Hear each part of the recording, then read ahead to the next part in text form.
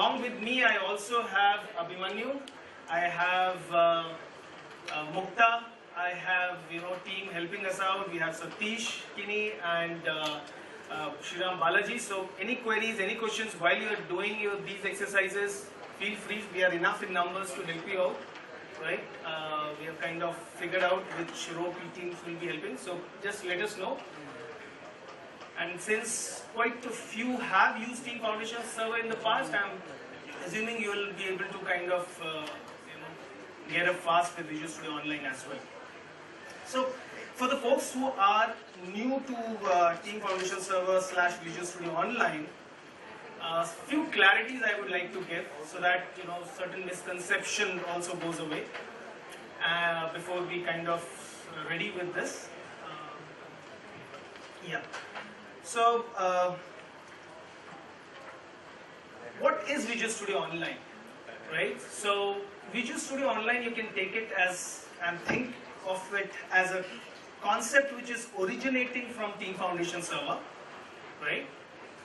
But you can also think of it as a Team Foundation Server hosted on Azure, that is on cloud, right? So, it's a service for offering. Apart from all the capabilities it has from Team Foundation Server perspective, it also has a bunch of services which you can leverage. Something like build services. That means you want to do a build on the cloud, right? Probably we'll see if we'll have time. We'll kind of show a quick demo on it. Although I have a session at 4 o'clock, just the room next to this training one. And there I'll be kind of doing a complete walkthrough of how you can use your entire dev test scenario, on the Azure, right? So coming back to the services, so it has build services, it has services like Application Insight, it has services like continuous delivery, it has a service, load testing, right? So these are the bunch of additional services which are available as part of Visual Studio Online on Azure, right? So one, it has the entire capability what TFS has, and additional to it, these capabilities, these services which are also available on the cloud which you can leverage. Another very key aspect to Visual Studio Online is it's free for users up to 5, right? So you can be an individual user, you can be, although teams are not here, but then, a college student kind of trying to work out on a project and they want to collaborate among themselves, right? You can be a hobby developer, you want to keep a track of certain things, right? Make sure that you are kind of, doing what is expected out of thought of yours. Or you're building any enterprise, you're part of any larger enterprise application which you are kind of, seats are available or? Okay, yeah. So, right, so, then what? So one, it is free for 5 users, as I said. It is also available as part of your MSDN benefits. So how many of you have activated your MSDN benefits? Raise up your hands. Okay, great. So you are leveraging your MSDN benefits? You are aware what you get as part of the MSDN benefits? Okay, how many of you are using Visual Studio here in this room for your day-to-day development? Okay. How many of you are using Visual Studio Premium and above? Okay. That's fine. Okay. So, whether it's Visual Studio Professional, Premium, or any version, depending upon the way the organizations would have done a contract and all, you get MSDN benefits, right? As a Visual Studio Professional users, you get $50 per month per user, and these can be used to whatever you are seeing in past 2 days, whatever the different kinds of services which are available on the cloud, and you want to explore, you want to learn, you want to leverage all those things, you can use these $50. Or if you're using premium, you get $100 per month. If you're using ultimate, you get $150 per month per user. So just to convert this $100, what would it mean to you? It's something like creating 3 virtual machines, running it for 16 hours over a period of 30 days. That will consume your $100. Yeah. Yeah. That's what I mentioned. So for ultimate, it is $150 per month per user. Yeah, absolutely. So there you can run more. So I'm just trying to convert $100 because that's more logical. Just trying to convert that $100, how it will make sense. That doesn't mean obviously somebody's giving you $100. It means that how you can convert those things into, how you can leverage Azure to consume those $100 for yourself. You can host up to 500 websites using these $100. Obviously for your dev and test. So while you are creating your project, you're building it on your machine. How about checking it and using the build capabilities of the cloud, of the Azure, and seeing how does it deployment happens and all that. So as a demo, I'll show it to you at 4 o'clock. But as a concept, while you will be doing these exercises, most of the things you'll kind of be able to experience yourself.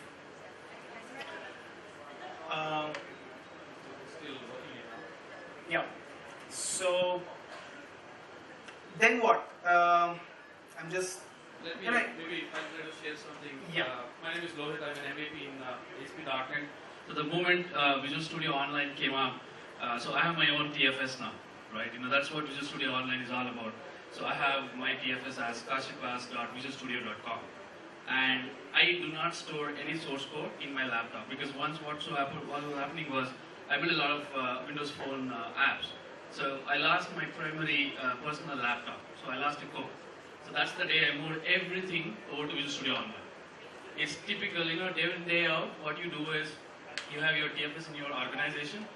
You come in, open Visual Studio, you connect, and then you pretty much push code, check in, check out everything. So the same thing is now available for you as a personal. It's unlimited. So what he talked about 5 users, he's like, let's say you're a startup, right?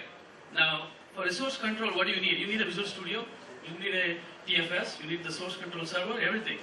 But if you're a startup with only 5 users, it's free. Up to 5 users, unlimited projects, you can just keep on doing whatever you're doing it. Not only that, as I said, there's a build system. So you can use Visual Studio Online for building your things, continuous integration, create build script, everything. So now all my source code, my personal source code, are on Visual Studio Online. I do not store it on my system. Yeah, there's a question?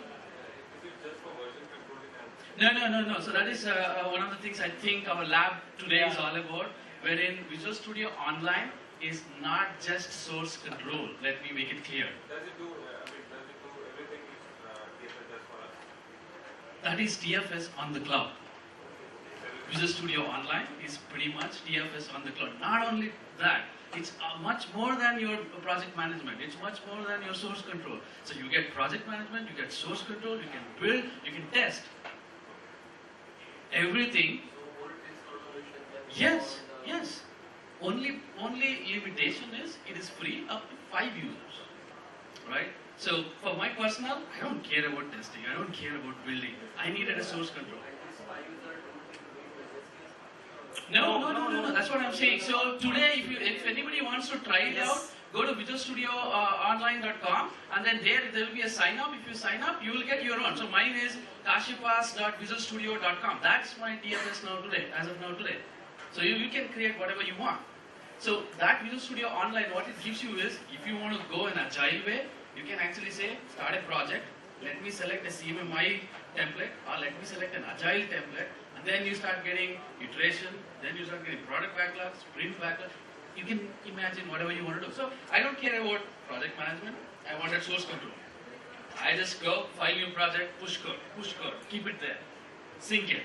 Why? Even if something happens to my primary laptop, what is that?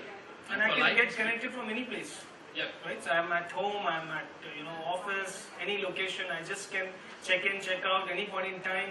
It's just there on the cloud. I just need So an internet. this is something that not many people know. Everybody thinks that Visual Studio is the one who connects to TFS. No, it's not Visual Studio.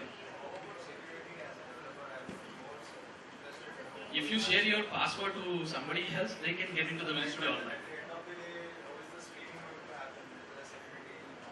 What is the streaming part here? So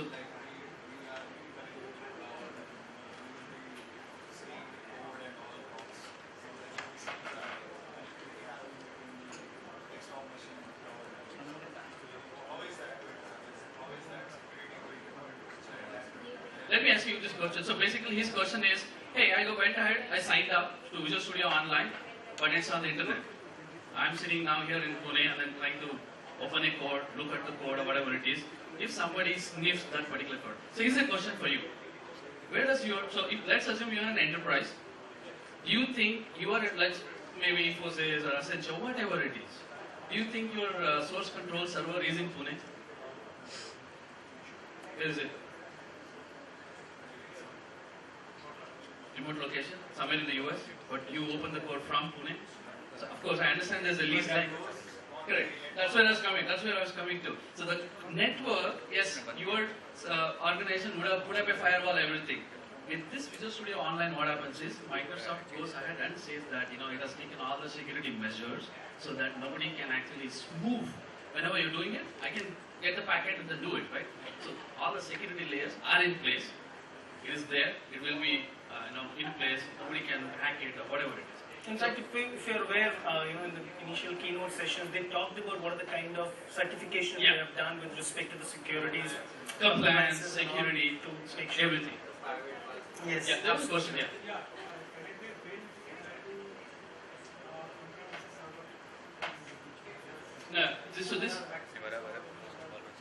This Visual Studio Online is completely Microsoft hosted. So the whole premise of Visual Studio Online is, I don't want to take the pain of hardware. I don't want to add up rack space. I don't want to do anything. All I want to do is come in, file new project, get started. You take care of everything. So that's what Visual Studio Online. So it's a confusing name. It says Visual Studio Online, so it is not Visual Studio on the cloud. No. You can say Team Foundation Server on the online, which provides you project management, which provides you source control management, which provides you testing on the cloud, which provides you building on the cloud. Everything online. You do not install anything in your organization. Zero. Yeah, you'll have Visual Studio on your machine, definitely. Yes, basically it makes use of the Azure infrastructure to all do that. Otherwise, yes, I need an agent. I need to put the agent to the TFS server. Then I was like, queue it there. I don't have to worry. They make sure of that. Can I also basically automate both build there once it is ready deployment? Oh, that's my favorite subject.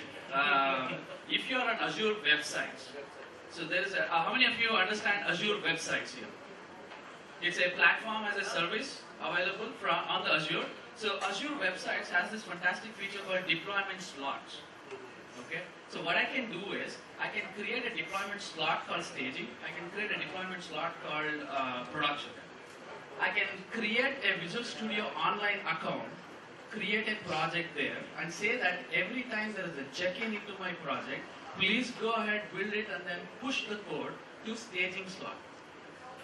Okay? So what happens is, I have a regular continuous integration going on. There is a build. Every time I check in, build happens, build is success, goes into my staging slot. Now, testing team has to come and then just test staging. Testing team says, okay, it's only one switch to go to production. So that's what that whole thing is all about. Yeah. So it ties out a 365. Yes. Absolutely. Yes. In fact, beyond that, so once your application is in production, I want to monitor how my application is behaving.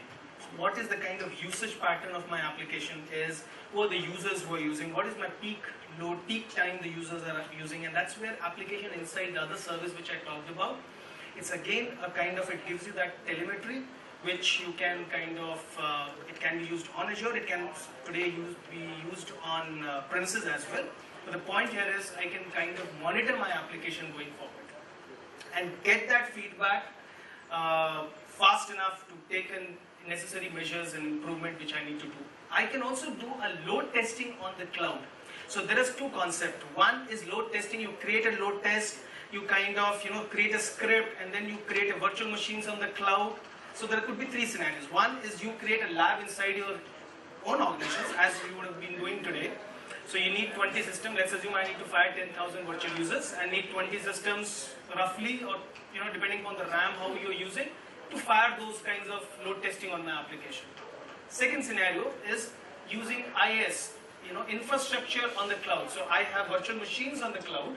I create those 20 virtual machines on the cloud, create the script which I have created, the load testing scenarios, and run it through those machines which are on the cloud.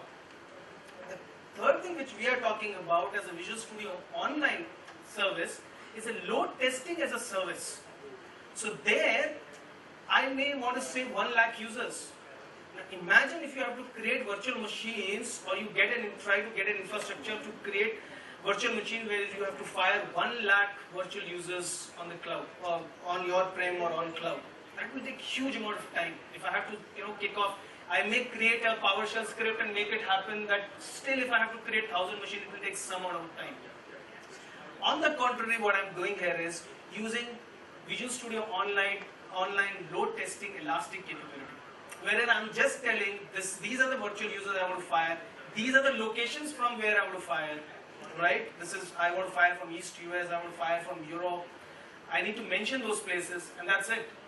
I have my script, it gets uploaded, you make it run from there, and at the back end, it will create those virtual machines, it will create those environment and start firing the load on your application.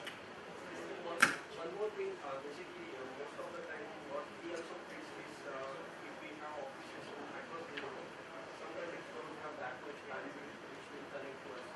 But the Azure is probably Visual Studio is on net. So if they have good internet bandwidth and we have good internet bandwidth, it's starting to move by default. You mean the deployment slot? Deployment also. Deployment has got nothing to do with whether you're in Europe or anywhere, because the deployment is ultimately what you are doing is you're just pulling a switch and saying route the domain to here or route the domain to here. So that's all. But do I need to get any choices? I need to deploy in Europe. That has got to do with something like this. So if you think, of course, Azure is based on data centers. There are 19 data centers as of today. In fact, 15, 4 planned for India, so that's 19. So if you are primarily looking for traffic coming from, let's say, north of US, right? So it's much more economical if you host your data in North US. So the way Azure, so basically the question is, where should I host my thing? Because the first thing that when you go and then look for, when you're going creating a, let's say, infrastructure or a platform as a service, it's going to ask you, where do you want to host? It lists down a drop-down list with all the Azure data centers, right? So why do you need to know this? If your data center is in North US, your web server and then your database is also in this one, if it is in the same data center, the calls between your website and your databases are not charged, right? Let's say you host it in somewhere, the data is somewhere and the web server is somewhere. It's an inter-data center call, so you get like 1 GB, 1 cent, I think they're back, okay? Because we've been trying to fill up by the time they kind of set this up. So I think, sorry for hijacking yours, but yeah, last question maybe, because these codes and Visual Studio Online can be hosted in any of those data centers. So the thing is, you don't have to worry about that. It's Microsoft offering as a service. So for example, Ask for the no, it doesn't. So that's what I'm saying. So the drop-down list that I'm talking about, the data center that I'm talking about, is when you go and then create a new website as a Azure website, or you go and then create a VM. That's it. create a login for Visual Studio Online, also they can ask for a region. It's just to know that where you kind of want to place it. That's it. Give me two options, Europe and US. As of now, that whole Azure, whatever they have, like the Visual Studio Online, it just trying to make sure that it kind of geo-redundantly puts people somewhere here and there, so that it's faster. So if you pick up something which is nearer to you, so it's always easier for you to kind of get it, because it's all CDN based. they will route it. Even if you pick Europe, Where is the link? there's a Syrian somewhere near India, and then it gets always routed. I guess ready? So just last myth, that Visual Studio Online can only be used for Visual Studio as an IDE, right? So it can be used for your Eclipse IDE, it can be used for your Xcode, it can be used for many more IDEs because Visual Studio Online or Team Foundation Server both supports Git Yep. as a version controlling system, right? And obviously Git integrates with many more different kinds of IDEs. Pardon me? No, this is not GitHub or This is Git not GitHub. Central. This is a private version of Git. Yes, but it provides you that similar capability of distributed, Source control system. control. But having said that, this is something which will be, you'll have version control stored inside here. So it's a form of Team Foundation, there is a layer of... Yeah, so Team Foundation Server, I have an option whether I can go ahead and use the Team Foundation Server version controlling capabilities, which is more of a centralized version controlling capabilities, right? And that's more suited for very large enterprise kind of projects and which are not modular in nature. But at the same time, if I have more modular kind of an approach for the project and we are using Git as a version controlling capability because that's where it suits best, we can also go ahead and use Team Foundation Server or Visual Studio Online having version controlling as Git for us, right? So this lab exercise has some part of it while you're creating a project, it gives you that option so that this lab. So we are just pointing you to an URL which from where you can download this or start accessing this lab, right?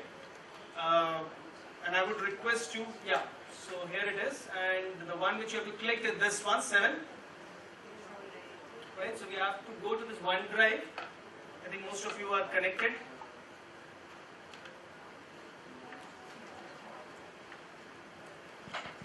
So this is the one, OneDrive address where we need to, yeah. So it's 1drv.ms WAC 18 184 WWCK. Yeah. Yeah. So basically today's whatever hands-on lab that the speaker will be doing, there's already a document available, the Word document. Even if you're not able to follow, what we would suggest is open the document, go through the steps that they are doing, and you can actually make a note of this URL. You can go back home and go to this particular URL. You can download all the hands-on lab. Whatever hands-on lab has been done in 2 days is available there. And if somebody wants to follow along, yes, please go ahead. We are here to help you. My name is Rohit, that's Abhimanyu.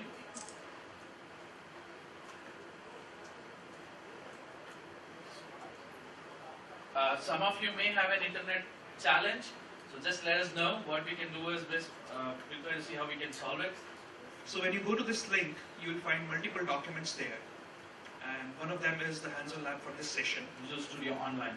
I think that's started. Yeah, some of you are having a challenge, so let me see who I can get. Anybody for the internet? A couple of them are saying they cannot connect. I'll suggest just recheck the URL that you're typing. And still, if it's not accessible, probably we'll come to your desk to help you out.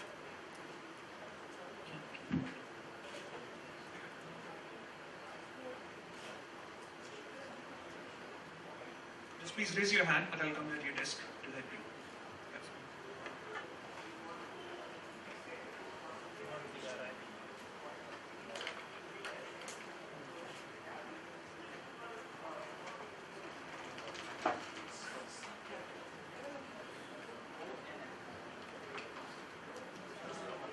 So this hands-on lab walk you through a number of steps which will make you familiar with this tool set.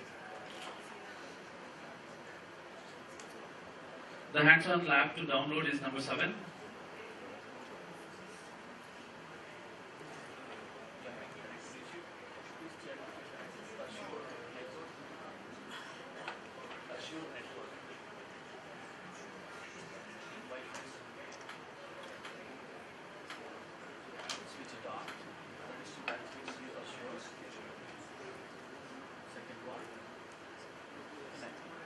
Can we mention the URL again?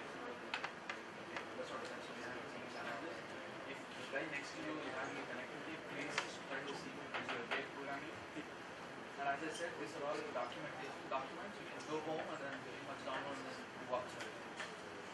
It's one drb.ms.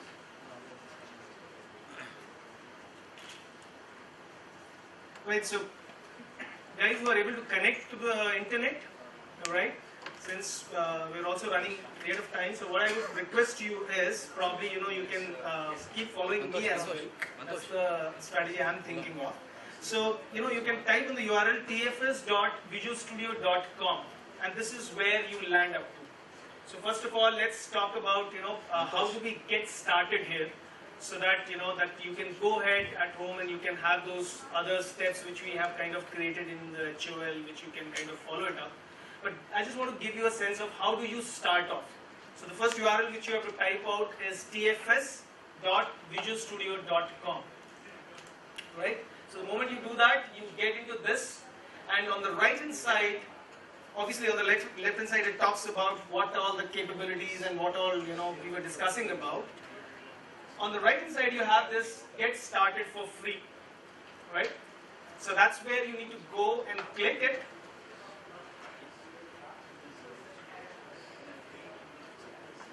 tfs.visualstudio.com. No, it's the purple box with get started. Yeah. It's down link. Free developer tool. No. It's tfs.visualstudio.com. Just type that. It's the one which you've opened up is visualstudio.com. You can go from there as well, but I would request you to type tfs.visualstudio.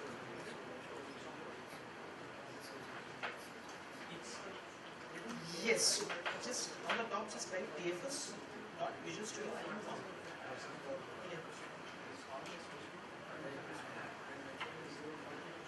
This is the link you want to go to. tfs.visualstudio.com.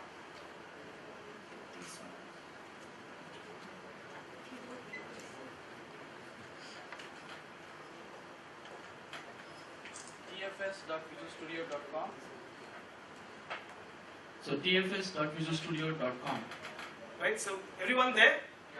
Okay, so just click on that, this button on the right hand side, get started free, this purple one, get ready to go.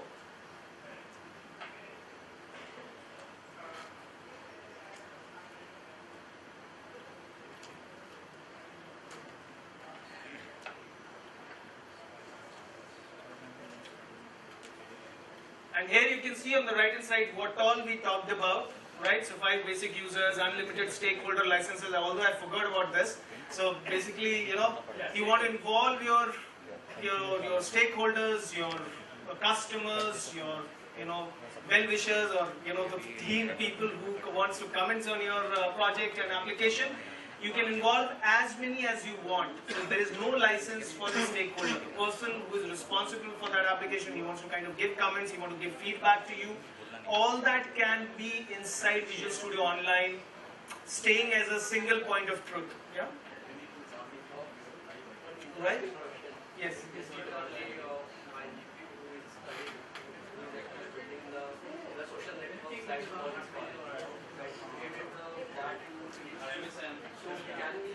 Absolutely, yes. Yes, absolutely.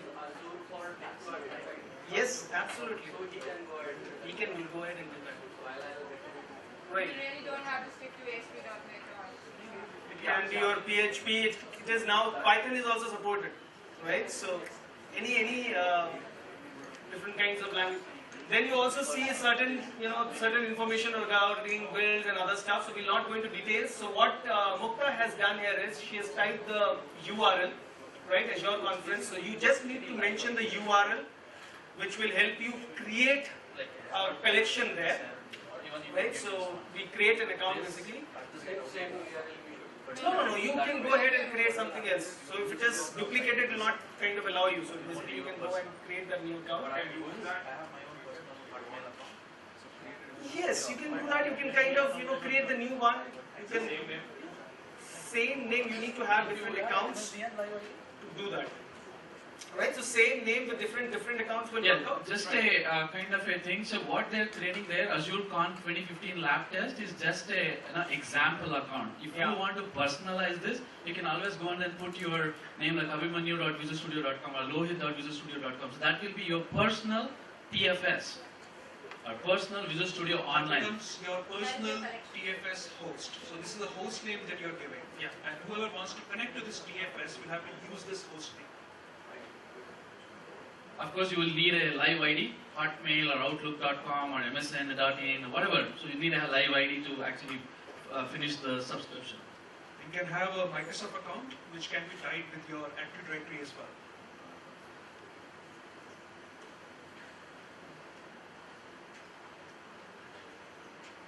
So everyone have reached till here? We are through till here? Yep. Coming one by one. Don't worry, that's what I said. Within 55 minutes, there's some things that you can do, there's some things that you cannot do. Make a note of that OneDrive link that we had. Everything that they're showcasing now is a step-by-step instruction in that document. You can always go back home and then do it. And you understand, so that's what I'm saying. There is a challenge with the internet. We're trying to see how we can solve it. Otherwise, please, he has a connectivity, he has a connectivity, you guys can pair program. This is the document that you can follow step by step after you have downloaded from OneDrive. So if people are not able to connect, they can use this document. So people who are not on internet, they can download this at home and then can see step by step instructions for this very lab and do it on their own, in their own time. Those of you who are not able to do it, please don't worry. This is just an informational session for you guys to know that there is something there. Those of you who have internet connection, great, go ahead, do the step by step. Otherwise, keep listening, keep seeing what it is, go back, take the document, do the step by step.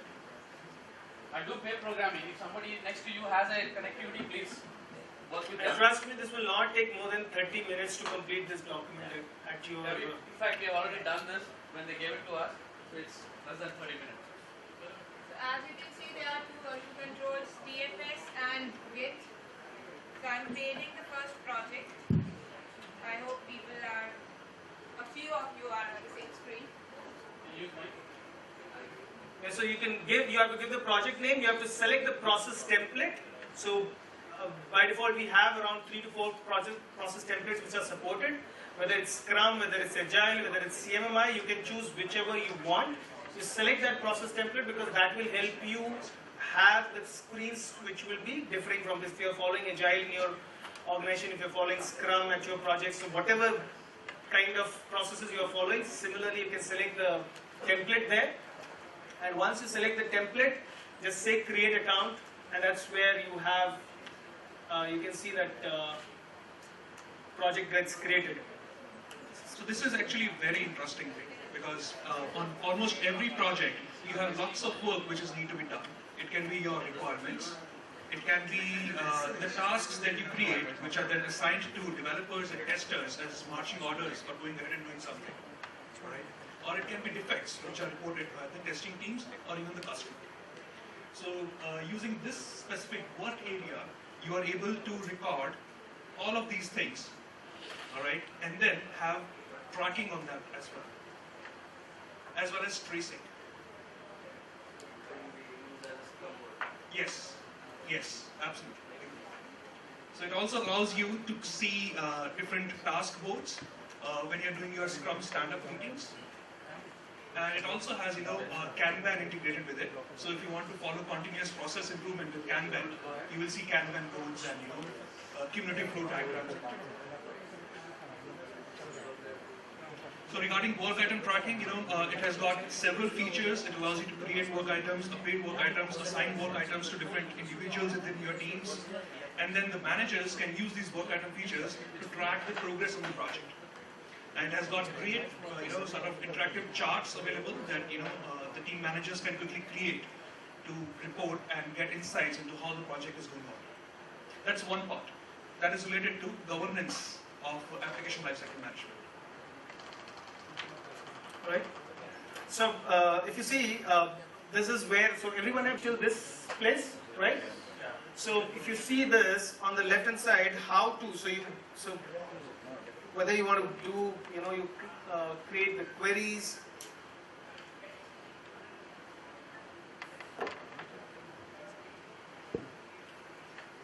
Okay. Whether you want to save your code, the build information, the test, all what we were discussing, you can go ahead and explore these kinds of different topics inside Visual Studio Online. This is more of your study kind of a material. Straight below this, you can see sprint action in action. So if you have kind of create what is your current sprint which you are running, how many days, how many work items there. You can see on the right hand side the burn down chart. You can also see the members. So currently this is Abhimanyu's login which is used, and you can see he is there as a member, right? Very interesting, which till now I think we have not discussed, is this team room capability, right? So this gives you that entire collaborative approach which we are talking about, right? Teams. Imagine a situation, you are there outside for, you are in leave for 1 week. And after 1 week, you come back and you have to identify what has happened in the project, what all have been done in the past 1 week. And, teams would have sent you some 100, 200 mails, and, going through those mails, identifying what has really happened becomes really difficult. And this is a place where all these events, so let's say a work item gets created, a task gets created, a requirement gets listed, all that information comes automatically inside the team rooms which you're seeing on the right hand side with an orange color. Apart from this, you can also interact with your team members. You can ask questions, you can have replies there, and while I'm not there, assume 25th of March, I can go ahead, select that date, and I can see all the list of action items which have happened during that point in time amongst the team members, right? So the whole concept, again I'll come back to the same point, is that we have a single point of truth. We have all and each and every information residing inside Visual Studio Online or Team Foundation server which is on cloud. So don't get confused. We have to remember this when we are talking about it's a Team Foundation server of the cloud. Yes? In version, do we configure any backup? Is it get backed up as a No. So when you say backed up, basically you are saying from a disaster recovery standard point of view? Yeah. So no, for that you need to kind of, but having said that, if you are going and you use the other Azure services, you can create your backup. So by default you can create a different site where you can replicate your information.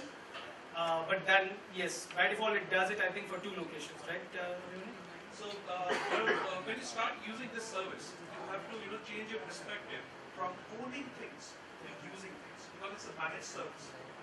All right, and by using this service, you are relieving yourself from all of those ownership tasks, like taking backups, taking disaster recovery. That's where Microsoft is doing everything automatically. That's what I'm asking. We don't have to take physical backup. Yes, you don't have to take. No. But what I'm asking is it get backed up at Microsoft? Yes, it does. So if something crashed at your side, probably. So I think there are service level agreements available with it, okay, and it's automatically sort of like, since it is using Azure infrastructure in the as the backbone, right, and there it is replicated automatically across 2 locations across 3 locations in the same data center. Yeah. So yeah, Microsoft is responsible for making sure that it is available. But you also have an option to have it in a separate data centers also. Because So if you really want, yeah. So startup code, they are working hard and correct. No, that's not going to happen. Microsoft investing a lot in trust. So this 5 users limit is applied to team limit? So this is applied to this particular Account. right? So you can have If I want to go and add users, so I can add 5 users. yes. So if you can add more users, but after 5 users, you have to get licenses for more users. The team room capability can have multiple users. Okay. Right, so we are there till this place. So let's go ahead and go into this work tab. I think most of the things I have completed from this side.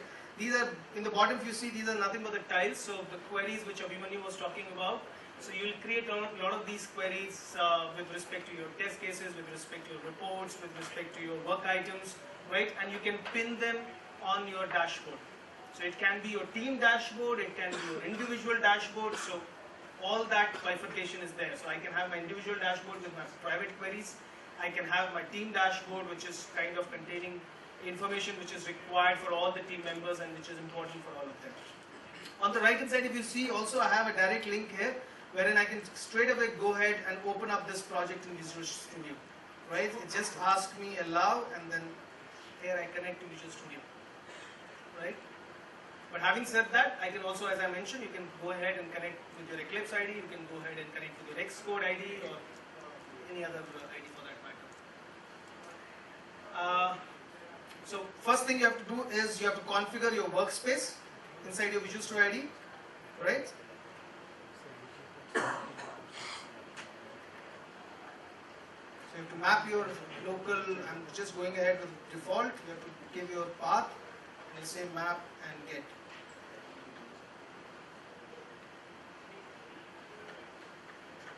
Right? Now I'll go inside Visual Studio Online, you can go to the work,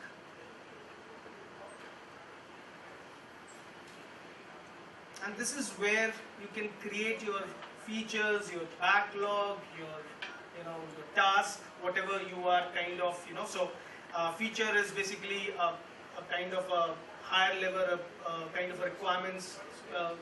Sorry. Yes, you can create your backlog or whatever you call them, requirements in your projects.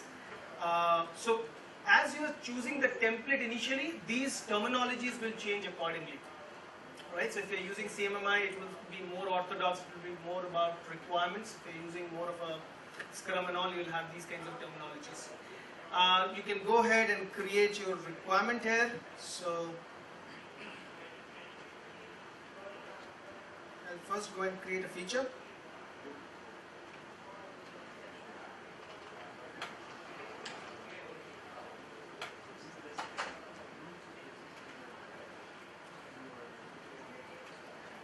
Right?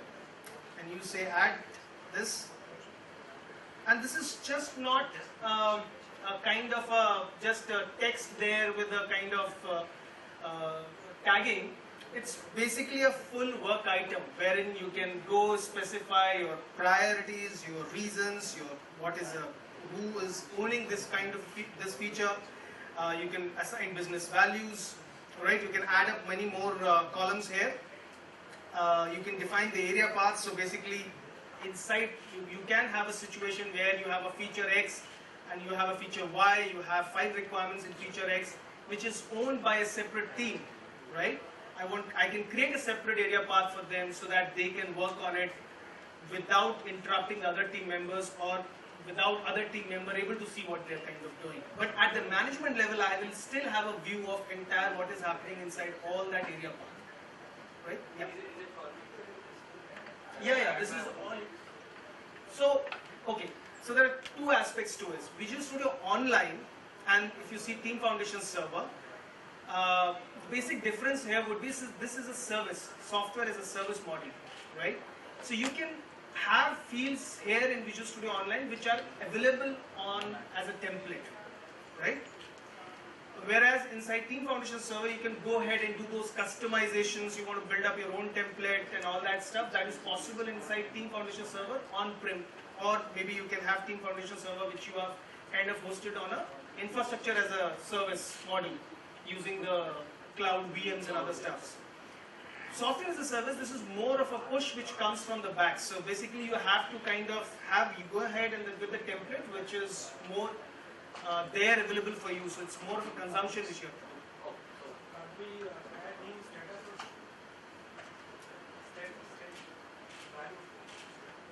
So, so when you say status, what value you're asking certain fields to be added here? I want to create. No. I want to create a new state like testing.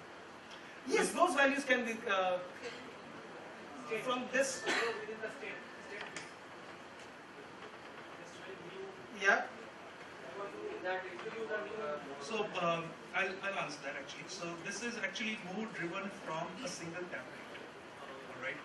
And you know, you cannot customize that template, so you have to go with what is provided from the back. As of now, yes. Yeah. Yes. So when you start creating a new project, actually it gives you an option to use CMMI level 5 template, or Microsoft has this MSF Agile. So all these screens are based on those templates what you use. And since this is a service that you're using, no customization. So use whatever is there. But when you have your own TFS, yes, you can go get an engineering team. That is obvious. Right? This you can have description, you can have implementation, acceptance criteria. It will have histories and links maintained. So for this feature, how many requirements you are creating. For those requirements, how many test cases you are creating. For those test cases, how many bugs have been filed. So all that end-to-end traceability which we kind of talked about will all, you'll have these information. So this is kind of a fresh new. So that's where this lab exercise will help you, because we have kind of created a lot of data there. So you can just fill in there and you will have, you can kind of experience this, that flow. So I'll just go ahead and say save and close. Right, so my one of the feature gets created. Now I want to create a backlog. That is a requirement. So I'll say a product backlog.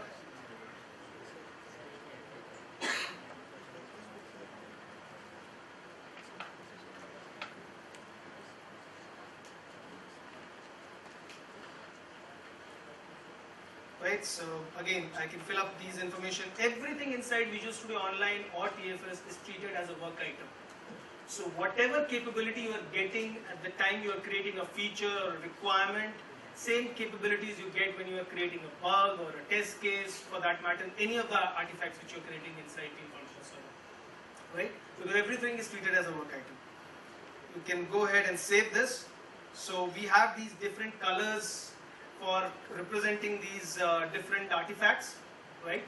So that becomes easier for you to visualize. On the right hand side top, you can see this burn down chart, sorry, cumulative flow, burn down chart is there in the home, right? So not only this, you can go ahead and visualize this on the board as well. So the Kanban board which we were talking about, right? So you really want to go ahead, you want to customize this column.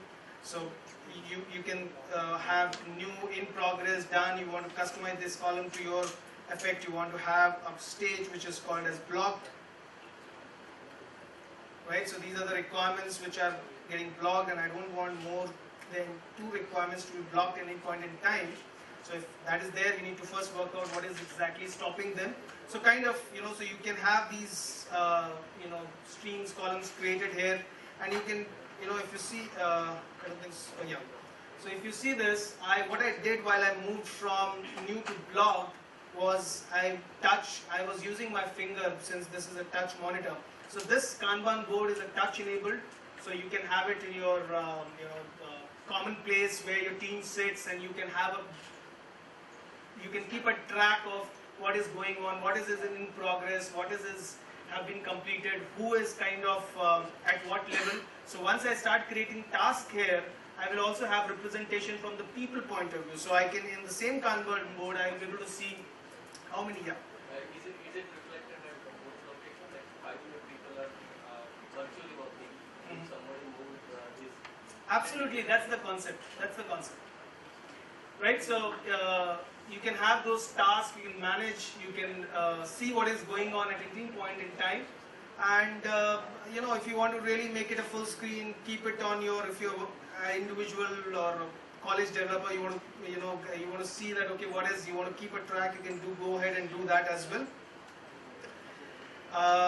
So let's go ahead and create a requirement task as well. So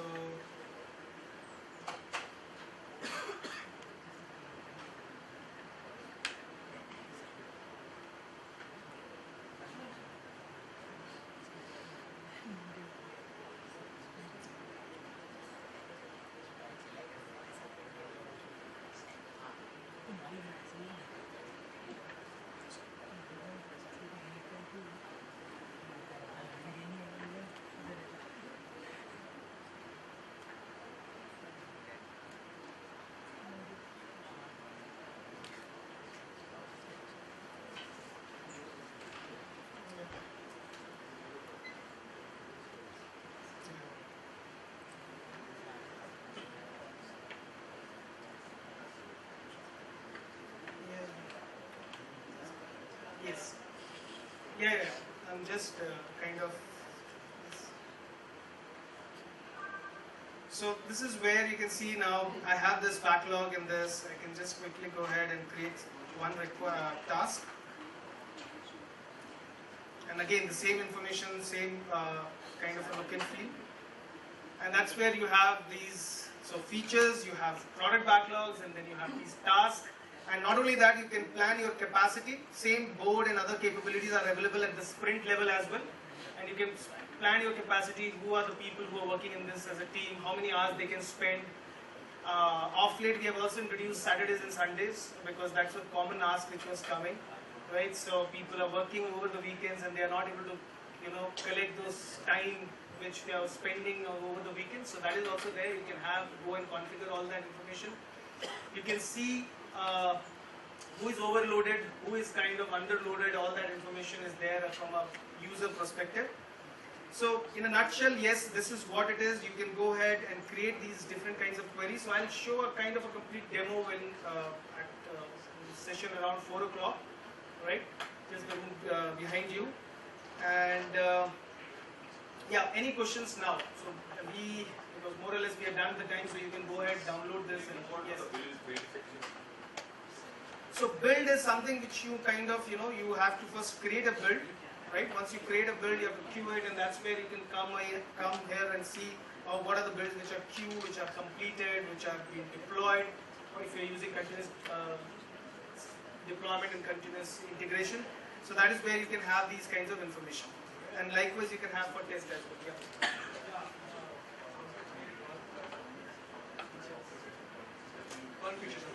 No, I can kind of restrict users. So what need to be done, kind of, that is something more I can manage through my security, my administration, which I can.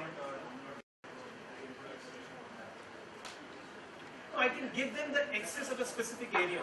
So I can have a user X who can have an access to certain area, and he'll be able to see only that part of the section. So correct.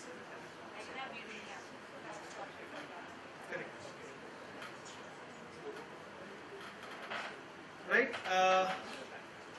Yeah, so let's go ahead and I'll ask a couple of questions. Probably that's where, yeah.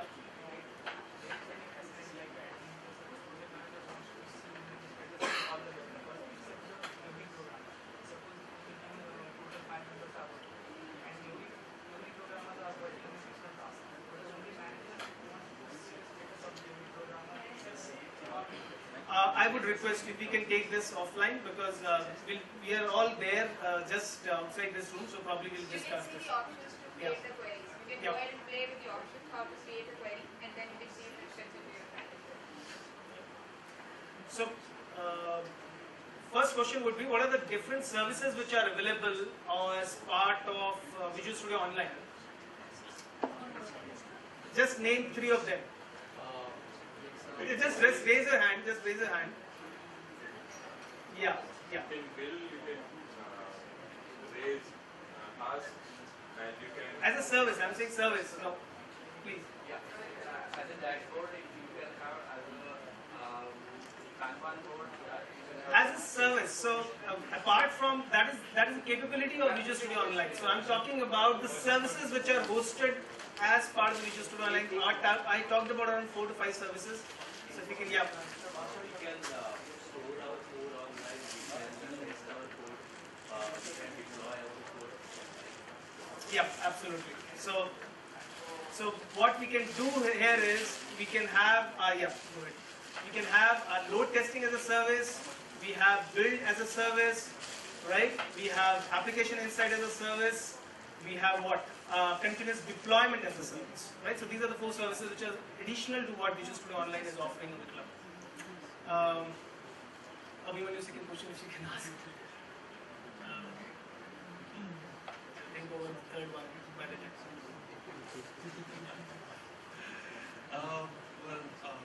Okay, so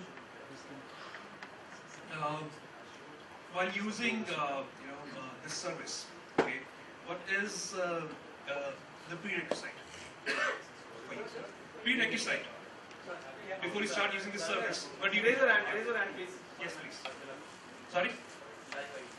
A live ID. I'll say just internet, just that's it. Right.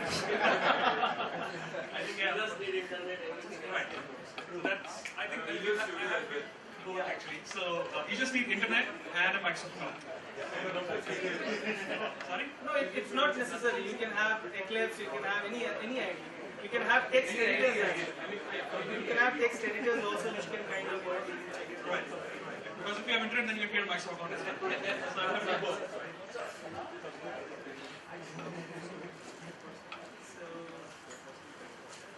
So what Mukta is referring is like, can you edit a code on the browser? No. Using online, I can see. Not the SQL feature. Yes, so we can do. There's a capability available as part of our Bunakko as a project, wherein yes, you can go ahead for the web applications. You can go ahead and develop and kind of use the browser to develop your projects. So go ahead and give it to them. Yeah, that's it. Thank you everyone. Thanks for your time. Let's meet up at 4 o'clock. Yeah. Thank you. And I would request, you can download this and just go through it as we discussed. It will not take more than 15-20 minutes. It will give you a clear idea how to go on it. And also, for questions we are available offline. So if you have any questions, please feel free to ask. Yeah. Right. So we had one more minute. If we are free. Thank you. Thanks for your time.